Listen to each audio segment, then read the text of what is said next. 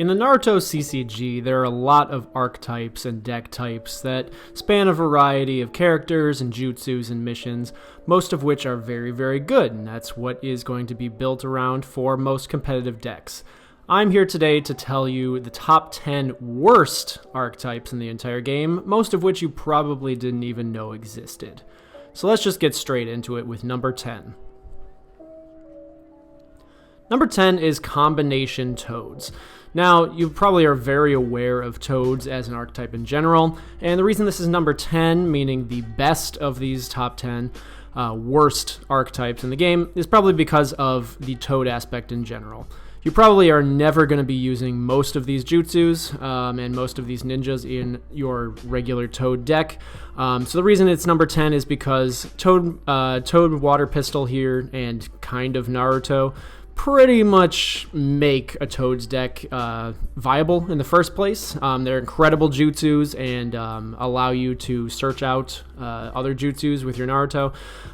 They are put into pretty much every Toad deck in the game. They're not the most powerful part of any Toad deck, but you know, they're here because they're extremely good and extremely viable. Everything else is kind of just on the side here and doesn't really partake in a Toad deck in general, which is why it is on this list. So we've got Genturiki here, who lets you search out a combination jutsu in the top 5 cards of your deck. Naruto allows you to search out a combination jutsu when a combination jutsu is used. Fukusaku allows you to meet the qualifications for combination jutsu as long as he is in the team with Shima.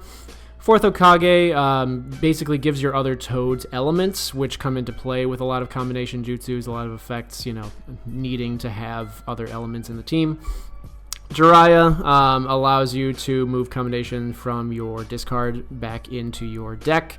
And then we've got the jutsus, Toad Mouth Trap combination with a Ninja Toad to give you plus 2 more power in your team when you negate something. Toad Water Pistol allows you to give damage to a ninja that you've just made standby with your main effect. And Water Style Toad Flame Bombs, basically allowing you to injure after giving a damage. So it allows you, or give a damage after injuring, so it allows you to get a full kill. So combination in general is giving you a bonus effect when that qualification is met. So typically, when another ninja in the team has an element or is a certain character. So overall, not very good, but not very bad, with 2 very good standouts that are pretty much thrown into any deck because being combination doesn't really matter for those decks. So, best of the worst. Next up for number 9 is the Quartet. If you don't watch filler, then you don't know who any of these people are, so you might not even know that these exist. But the Quartet is basically exactly what it seems like. These 4 ninjas form the Quartet, and then they have a variety of jutsus that they use with each other and against enemies. So the main draw of these is that pretty much every jutsu can be used by any Quartet member, allowing you for a lot of variety with what you're doing. And another bonus is that the Quartet members are also pretty low entrance cost. A lot of these archetypes will have, turn 6, turn 7 ninjas that aren't really viable because it takes so long to get out to them, and then they don't really do anything anyway. So we have Jitai, who allows you to discard a chakra to give the Quartet +1/+1, and you'll see that this is a pretty big theme because the same is for Shizuku, the same for Setsuna, and then Kusuna has a different effect. You can heal all the other Quartet ninjas and place a growth coin on them when it's put in play. And then if you use a jutsu with Quartet in its requirements, you can draw a card. So overall, it's pretty good for just beatdown.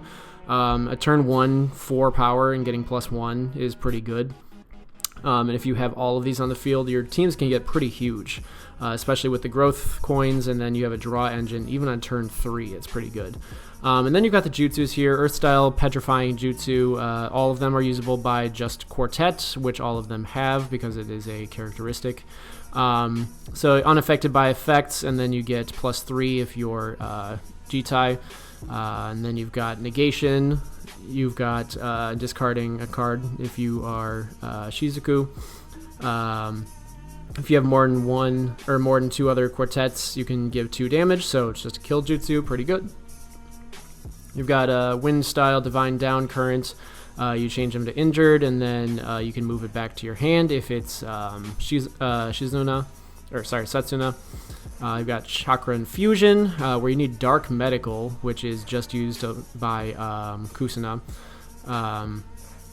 And then every one of your ninjas are the target, and you heal them and place a growth coin, so pretty much its own effect again, with +2/+2 if Kusuna's the one who uses it. Then Monstrous Warriors, all of them you can use it. You search for a ninja card with Quartet, so any of these 4. Show it to your opponent, place it in your team, and then shuffle your deck. So pretty good, summoning jutsu, essentially. So the reason they're number 9 is because these are all pretty good effects. None of them are stellar. None of them are going to stand out in any deck. You're not really going to build a deck around these effects. But as just kind of like a filler, beat stick ability and some good jutsus, you can throw it in pretty much any deck. You can just paste it in as it is. You don't really have to do much work. They can all use all the jutsus, and they're just good at buffing themselves up. So I think they deserve number 9. On their own, they're pretty good, but not stellar. So number 9 on the top 10 worst. So second best, essentially. And next, we are going to number 8 with bottom deck Toads. So another Toads variant. There are a lot of Toads variants, and none of them are the best one. But another archetype here is where you're trying to get a bunch of cards onto the bottom of your deck. The weird part about this archetype is there's really only 2 things you can do with these cards on the bottom of your deck. And yet, as you can see, we've got 1, 2, 3, 4, 5, 6, 7, 8, 9, 10, 11, 12 cards that interact with the bottom of your deck. And I haven't even included the other ones that are outside of this archetype. Like there's a Konohamaru, there's a Passing Fates, Recollection. These all interact with the bottom of your deck. They're all lightning cards, so it's just weird. Really the only thing that you can do with the bottom of your deck card, both interact with Gamabunta, who itself is not even going to be doing anything with the bottom of your deck. He's just the one that you want. Because you've got Gamakichi and Gamatatsu, where at the beginning of your turn you can search for Gamabunta in the bottom 5 cards of your deck and put it in play. And essentially that's it. You put in Gamabunta if you're on turn 1, probably not 0, but maybe 0. You've got a turn 7, 9-0 on turn 0 or 1. And that's really, really good. Gamabunta is really strong. But other than that, they don't do anything. Even Big Help, the other card that affects the bottom of your deck and wants cards to be in the bottom of your deck, is just revealing the bottom 5 cards of your deck and then moving a Toad there into play. But it's on turn 6, so really the only way that this is going to be a benefit to you that you couldn't have just done by deployment is going to be Gamabunta again.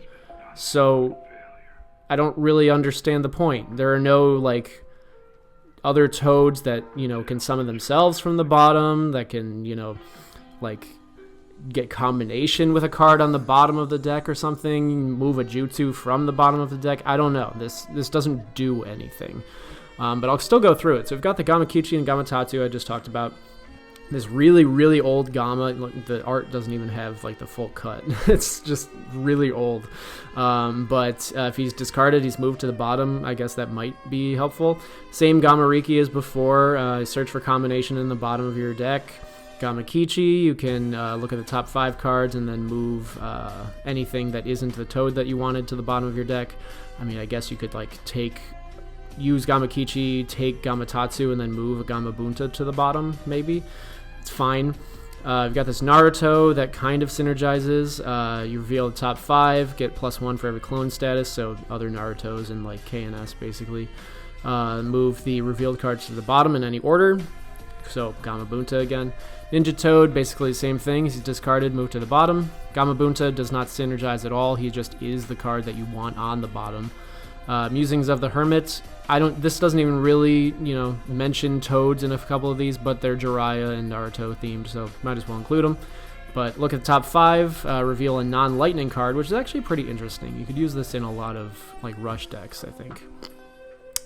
Move the non-lightning to your hand, and then move the rest to the bottom. You've got Research Tour. Look at the top 3, then reveal them and move them to your bottom of your deck in any order. Toad Sages, you can deploy, look at the top X of your deck, where X equals their healthy combat, and then move one to the top and the others to the bottom. Toad Sage, move a Toad to the bottom, and then draw 3 cards, which is actually pretty good. And then Big Help that we talked about. You put in play a Ninja Toad from the bottom. So, I mean, there's not much to say here. If you can pull off putting a Gamabunta in play on turn 0 or 1, it's amazing. It's one of the best things you could possibly do with your turn. If you can't, it's bad. It doesn't do anything. You know, Gamma and Ninja Toad going to the bottom, that doesn't matter. Gamakichi moving to the bottom, if it's not Gamabunta, it doesn't matter. None of these cards have any reason to do anything with the bottom of your deck except putting Gamabunta there. So it's not the best, but it can be super, super strong if you can pull off the one thing that it does, and that's why I think it earns the number 8 spot on this list. For number 7 of this list, I've selected my personal favorite of these horrible unknown archetypes, the Prisoner's archetype. So once again, filler, or else you won't know most of these people, but they have to deal with the characteristic prisoner, obviously, on their characteristics. So there are quite a few of them. I've actually not put all of them possible here because there are a lot of variations of like Suigetsu, of Jugo, of Kimimaro, because they pretty much all get the prisoner characteristic, and you don't need to see all the different types because prisoner doesn't really come up in any of these effects, really. It's just kind of interacted with by 2 or 3 cards. So I'll just get right into what they do. Kiho here discards a chakra and then moves the top card of your opponent's deck to their chakra. So kind of if you want to like get rid of no hand water, or if you have that Kisame that allows you to remove from play if it's not the first chakra that's moved into the chakra area. We've got the Nurari, which is actually interesting because it could work in a -1/-1 deck, but water isn't really prevalent in there. But she gives -1/-1 coins. You've got Fujin and Raijin. They both get -1 for every card in your hand and have a 7 on turn 1. It's incredibly powerful. Unfortunately, the effect can't be negated. Otherwise, this would be very, very good to build around, kind of like a Goblin Attack Force with... I don't remember. I don't play Yu-Gi-Oh! But the card that allows you to negate all effects. There are a couple of those that would work really well if you could actually do that with these guys. Then you've got probably the best one in this archetype, Tsubaki. She is not prisoner herself, but at the end of your opponent's turn, you can move a prisoner ninja card from your chakra area or discard pile to the top of its owner's deck. And this is why it's my favorite archetype of these, because there's actually a really cool loop that I'm trying to build a deck around but haven't really completed yet. So I'll get into that in a little bit. We've got this Suigetsu that allows you to discard a ninja card, but you know, he's not specific to this archetype, so this is just one of them. Kigiri, very, very strong. He's a staple in most water decks because he allows you to negate opponent's ninja card during their turn, or during your turn. We've got Mizuki, and he has like a beast form too. Once again, doesn't really interact with the archetype at all, just gives him some coins. Jugo, again, not an archetype really. This allows you to put in play himself if your opponent plays bunch. Gozu, another prisoner-specific card, one of the only 3. So when he's deployed, you can search your deck for a prisoner or Gurren ninja card, reveal it, and move it to your chakra area, then shuffle your deck. And speaking of which, I should actually search out Gurren. She doesn't really have anything to do with this, just like the rest. But you can remove 2 cards of the water symbol and discard, and then give her +2, -2, or -2, +2, or +2 mental power. Jutsus can't be negated. And then her other effect, discard earth or water chakras, can't be sent out to attack, and can't be organized into teams during this turn. So she's fine. Not really a part of this archetype except for being able to be searched by Gozu. So I didn't really put her in here in the first place. And then we've got Rinji. Both players play with their hand revealed. Pretty okay if you're the one doing it, but not the best. Then we've got Kimimaro State 1 that I put in here with Kimimaro because they are kind of the loop that I thought of. So basically, during the exchange of Jutsu, you can discard a mission or ninja card from your hand. In that case, give 1 damage to an opposing ninja with an entrance cost less than or equal to the discarded card's entrance cost. Cool thing you can do, because this is parentheses State 1 and Kimimaro, and both are usable in the deck at 3. You can have Kimimaro State 1 on the field with Kimimaro in your hand, because this Kimimaro is the highest entrance cost prisoner in the game. Use Kimimaro to discard the one in your hand. give damage to an opposing ninja with less than 5 entrance cost. And then now that Kimimaro is discarded, your Tsubaki can pick him back up and put him on the top of your deck during your opponent's turn so that you can do it again during your turn. Not the best combo, but I think it's pretty cool. And obviously you've got your Suigetsu who can pick up that Kimimaro if you discard a ninja card, because he allows you to draw a card. So it's a pretty cool little circle that you can do, and I think it's pretty fun to build around. And then we've got Mission of Recapturing Prisoners, not really usable because it's a fire card, but that's the point, because it's a counter permanent that makes it so that your prisoner ninjas can't be sent out to battle. This is like an anti-prisoners tech, I guess. Then you've got Riot in High Security Facility, turn 4. You can search for any number of prisoner ninja cards, show them to your opponent, and then your opponent discards the same number from your hand, essentially allowing you to maybe luck into keeping some of them, but with the possibility of losing all of them again randomly, and keeping your hand size the same as what it would have been in the first place. So overall, not very good. Obviously, that's the entire point of this video. But it's got some cool little text that you can do. This little circle, you could try to figure out something with not negating Raijin and Fujin, but replacing their text, stuff like that. So I think it's very fun. It's got a lot of potential, but it's still pretty bad. So it's going to slide into number 7 of this list. Moving on to number 6, we have the entire reason that I wanted to make this video, the Genturiki archetype. This archetype is by far the largest in this video, possibly the largest in the game, but probably not. But it was almost entirely released in the very last set, the Storm 3 set, with all of the cards taking place in there, but there are a couple options that you can kind of cheese into being part of this a little bit.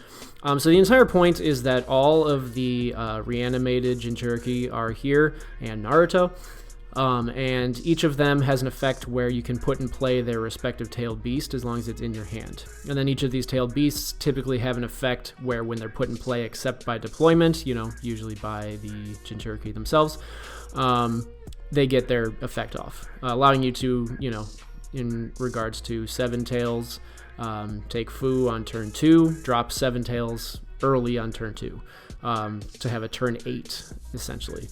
Very, very strong. Here's the downside. The Void archetype, Impure Resurrection, is horrible.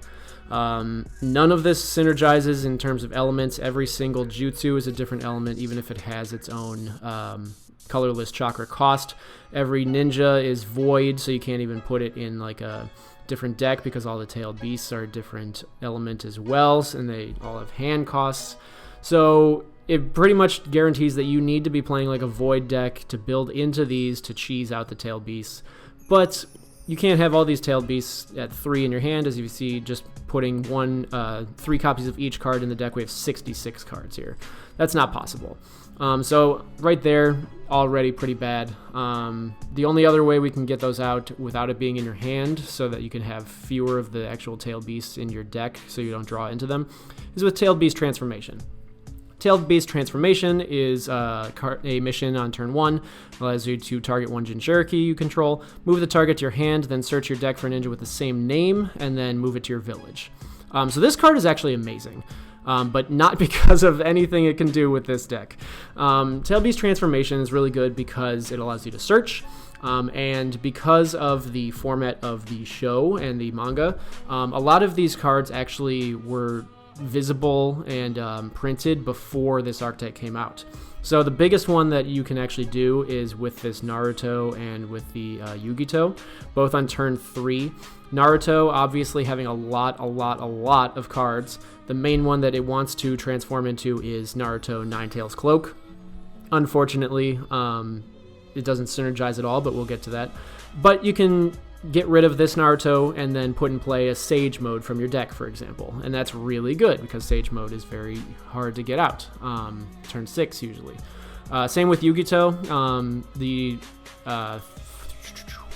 Man, I am blanking. The Two Tails was captured very early by Hidan and Kakuzu. So we actually have like 3 or 4 different Two Tails cards.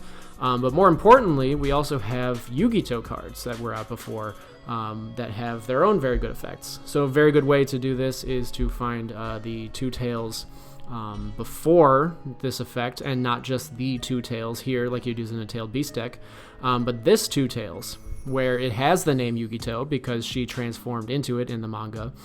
And this is a turn 7 with a very, very good effect. When you win a victory, an outstanding victory, your opponent moves all the cards in your hand to the bottom of their deck.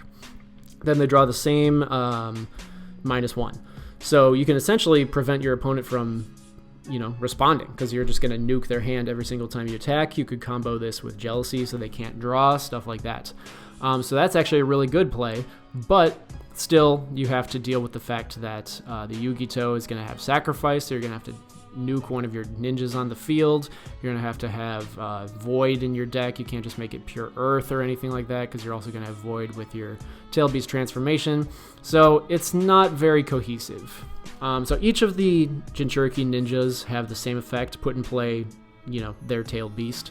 Except for Naruto, who has a burst effect. When you apply the effect of burst, you can move 1 card in your discard pile to your chakra area. Not very good. Getting 1 chakra back every time you deploy, not really worth it. You could do that 100-fold with pretty much any other card. The tail beasts themselves are fine, some much better than others. 2 tails, when they also typically have their own effect that lets them put themselves into play without the Genturiki, which is kind of weird. You'd think you want to have the archetype bring them out themselves, but whatever. When your opponent has no cards in their hand, it gets -5 entrance cost, so you can deploy it, not put it in play. So for any effects that are put in play, it doesn't work. But he moves a card from your discard pile to your hand. Pretty good. 3 tails, nukes your opponent's chakra. 4 tails, discards an injured ninja. Not the best. 5 tails does not have an effect when it's put in play, but makes it so that you can block any number of teams. 6 tails will send a ninja, or it makes it so that your ninja cannot be sent out to battle, so you can put it in play and swing for free. And then 7 tails negates entrance cost of 2 or less ninjas. The best one here is Naruto 9 tails. Obviously, when he's deployed, you can give 1 damage to all other ninjas, and then you win a battle reward for each one that dies. So really good for nuking the field. You could do this and then nuke the field even more with Naruto and 4th Hokage squad. So it's pretty good. But explain to me why we have Tail Beast transformation that would allow you to get rid of your Naruto to put in play Naruto Ninetales Cloak. Tail Beast transformation is a put in play effect. Naruto Ninetales Cloak is a deploy effect. So you can't even do this. It doesn't work. You can't get Naruto's effect from Tail Beast transformation. It completely doesn't work. It's absurd. I mean, maybe that's the point. It's not actually a tailed beast coming out, but why would they do that? I don't understand. So even this best combo you can do, it doesn't really work very well. Now the jutsus are actually pretty good. Catfire Bowl and Tail Beast Bomb especially. Catfire Bowl essentially kills 2 ninjas by discarding 1 and moving the other to your opponent's hand for 2 chakra. Super good, especially because the 2 tails in Tail Beast decks is really good.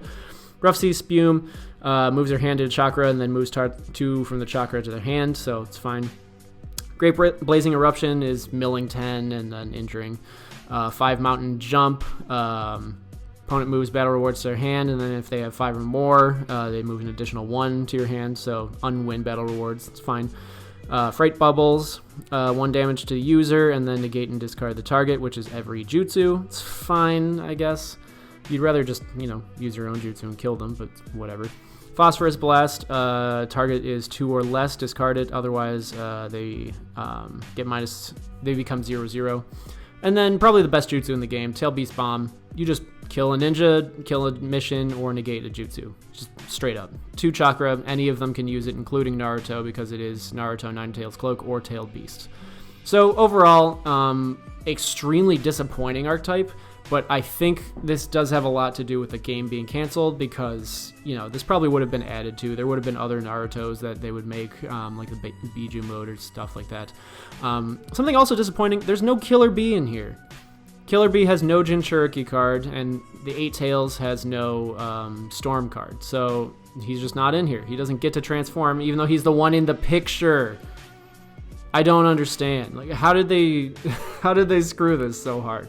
I don't know. This seems like it should have been the Killer Bee card here. Get rid of your Killer Bee, bring out your 8 Tails, easy. but it isn't. So number 6, getting worse. For number 5, we've got kind of a weird one. It's the Chakra Gain Archetype, not the Chakra Drain Archetype.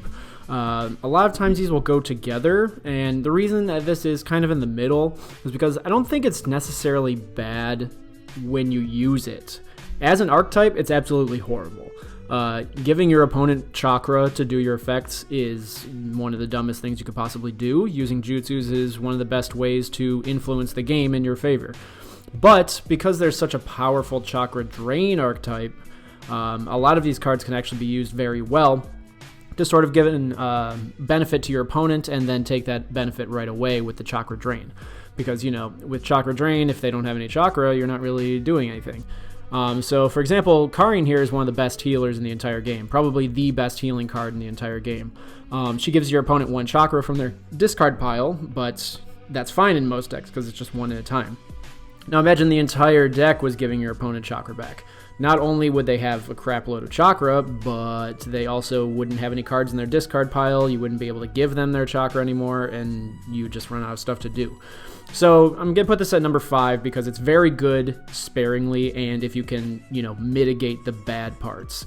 So we've got, I'm not going to read all of these out. It's the second most in the entire game, at least in this video, with only 3 fewer cards than the Genturiki archetype. But Mistambu can put himself into play, giving your opponent chakra. Kiho, we already talked about. It can give chakra and discard a card.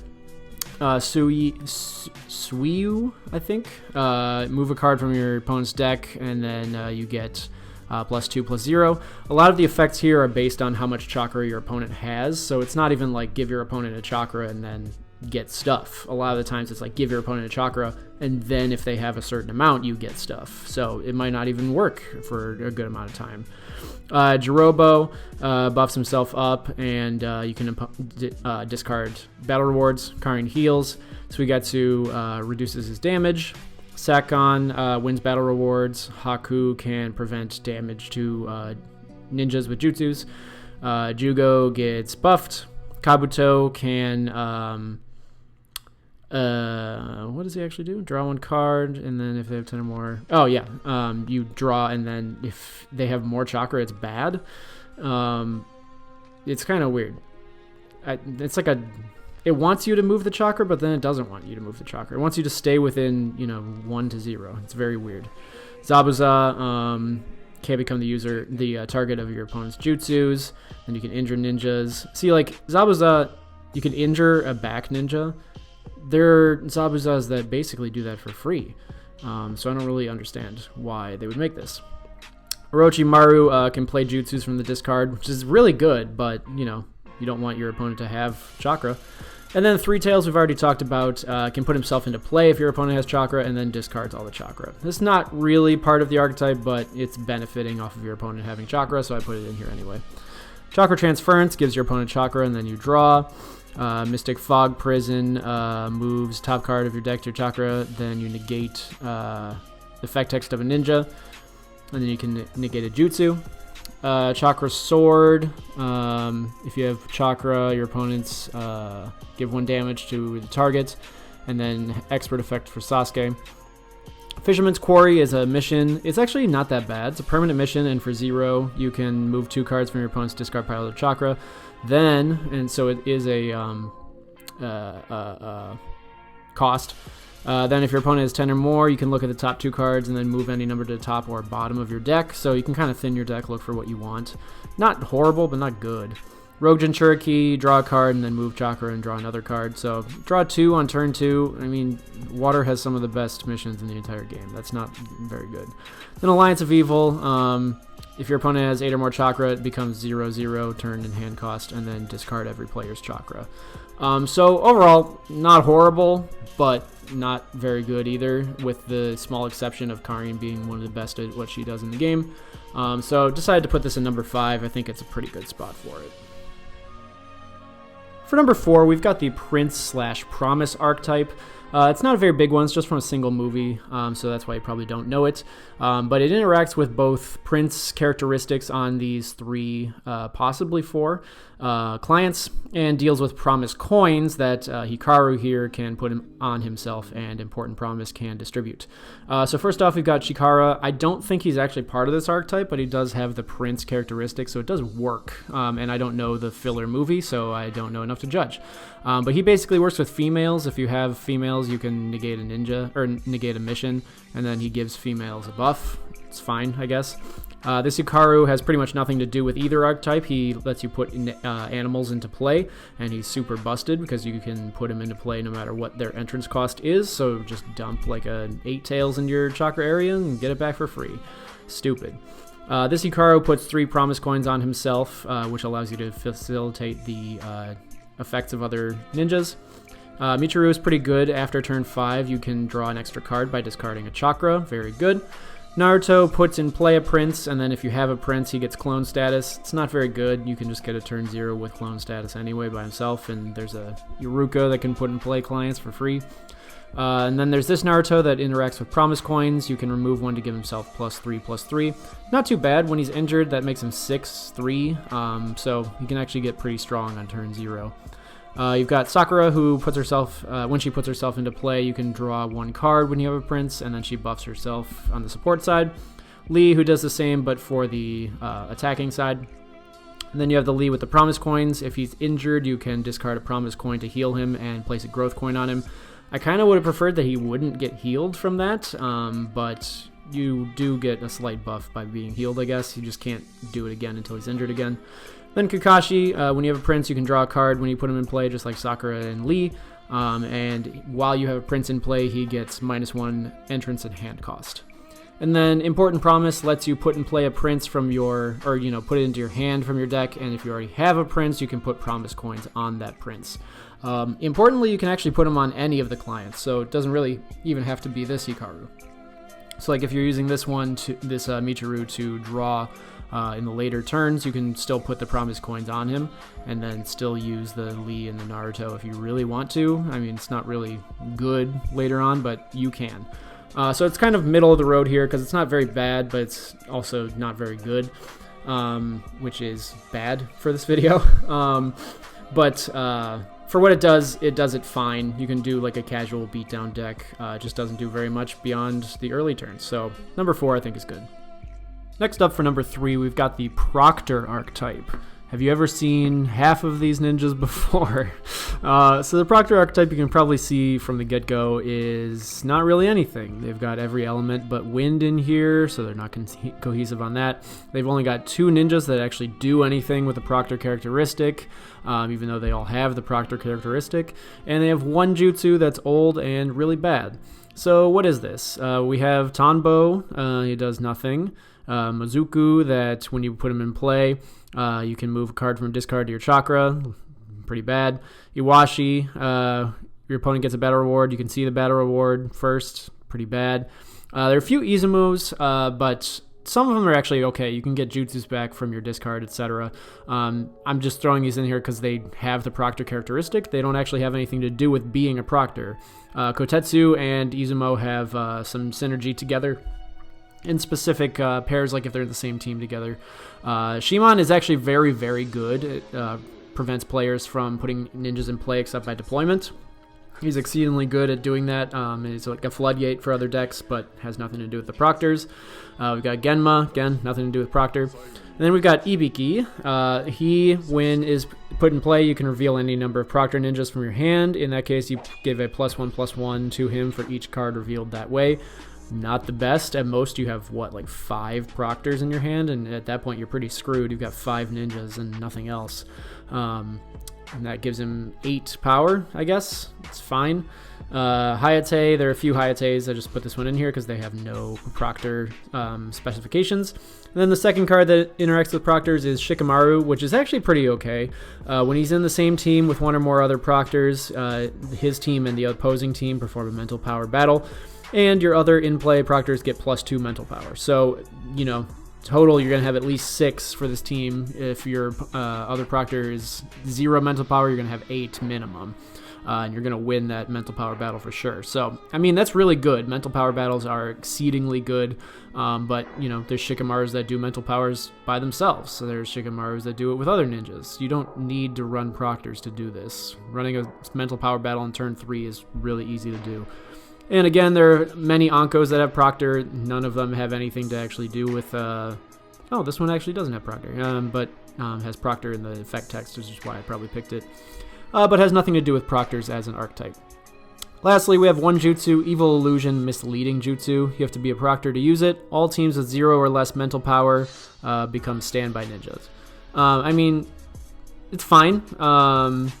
Mental power is pretty easy to come by these days. A lot of turn 0s have them. You know, Hotaru, you've got your Shikamaru outwits, your Hanares, stuff like that. So it's not like having mental power of 0 is hard to get or is easy to have. You even have like Tamaris with 1 mental power. So overall, it's fine. It's not amazing. It's not bad.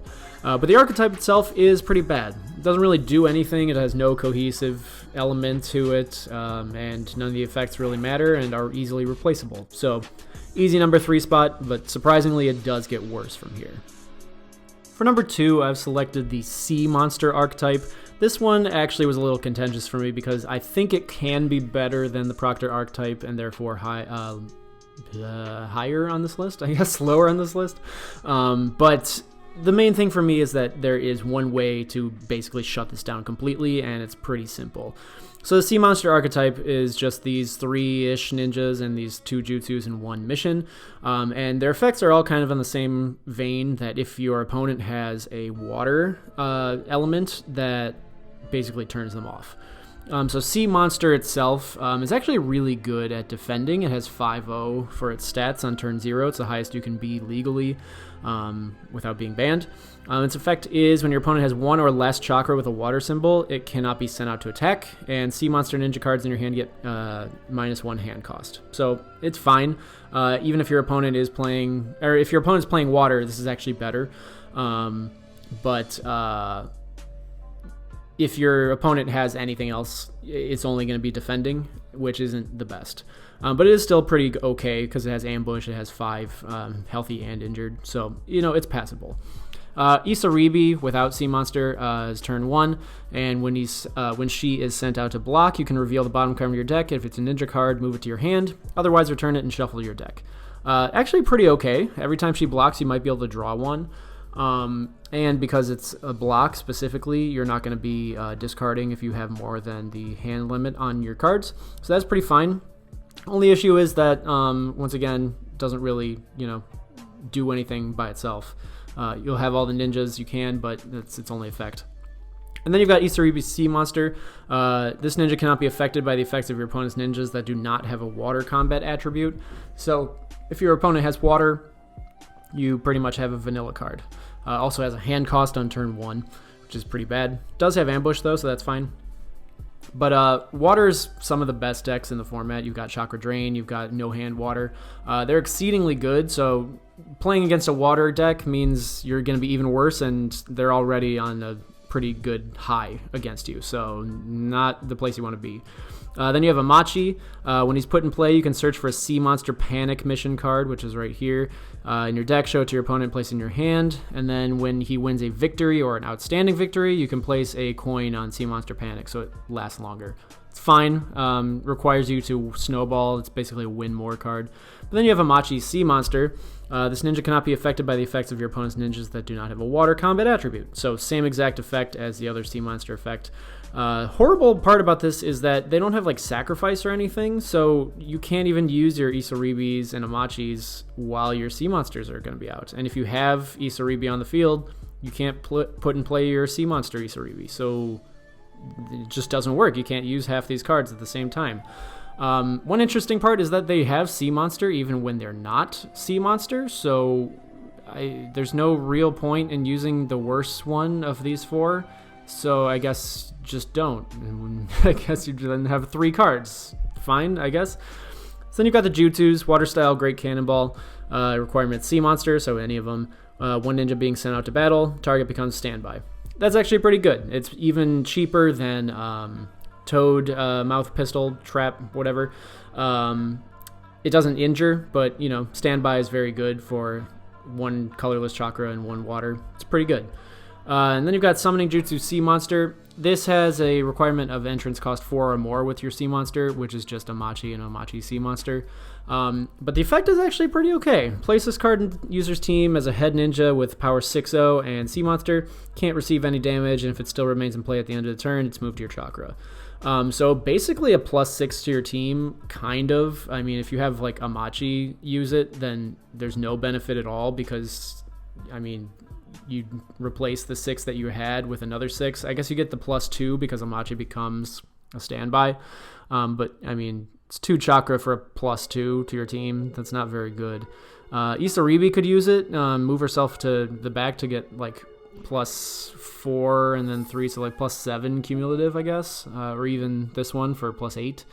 But if like Sea Monster uses it, I mean, it can't, but neither of these can. It's really just Amachi. So it doesn't really do much, but a +6 ninja in the front is okay. And then Sea Monster Panic. Every Sea Monster gets +1/+1. Yay, that's fine. Can't be duplicated. That's worse. During your mission phase, you can move 1 of the coins to one of your in-play ninjas as a Sea Monster coin. When it's in play, a ninja with 1 or more Sea Monster coins gets a Sea Monster characteristic. So this mission's kind of awful.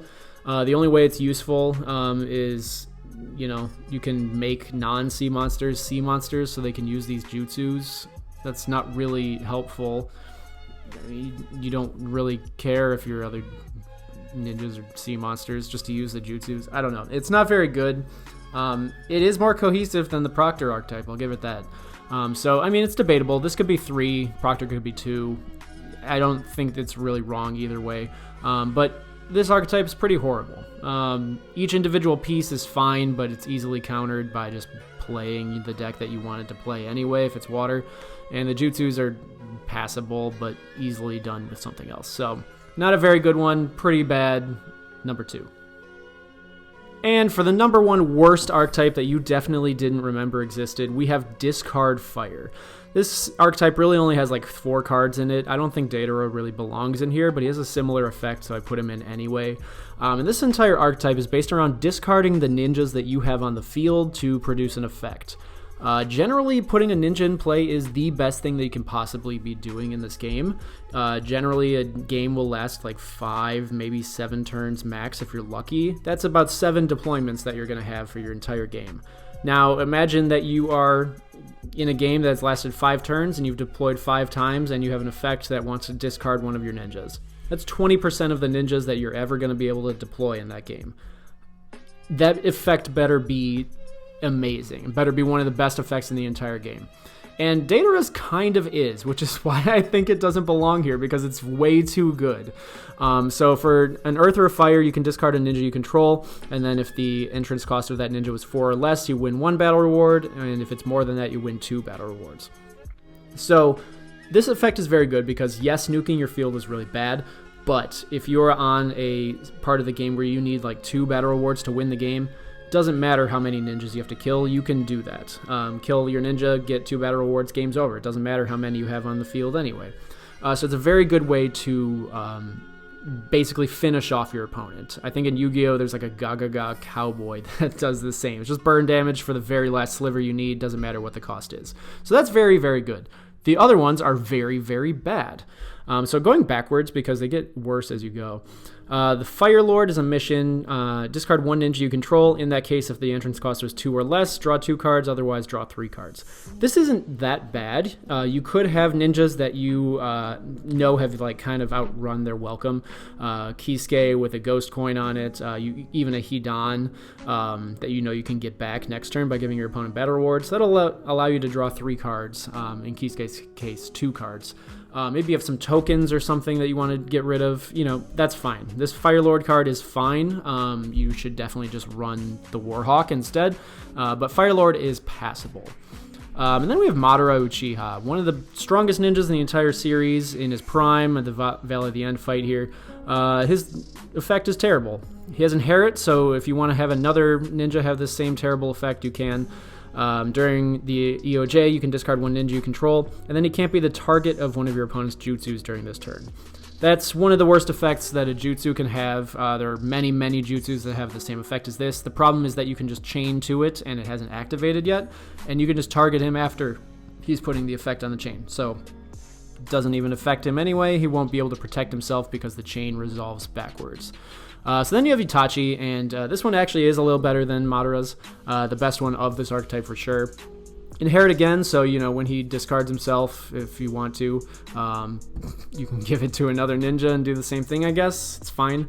But during your mission phase, you can discard one ninja you control. In that case, draw 2 cards. Fine, I guess. It's basically the same as the Fire Lord, now that I'm thinking about it. I actually never really thought about it that way. But, worse if you want to discard a Hidan, but at least you don't have to pay 1 hand cost, and you get to use another mission during the turn. So, I mean, drawing 2 is good, but otherwise it's not really worth nuking a ninja off your field, unless that ninja's expendable and horrible. Maybe it's got like a Konkoro and Black Ant poison coin on it. I don't know. But for the number 1 worst card in any archetype, I think in the entire game, this might be the worst ninja in the entire game, Sasuke Uchiha for the aim. When this ninja is sent out to attack, you can discard one of your in-play ninjas. In that case, this ninja gets +2/+2 during this turn. This ninja is considered to have Jonin. That is abysmal. You're going to kill one of your ninjas for a +2/+2 during this turn only?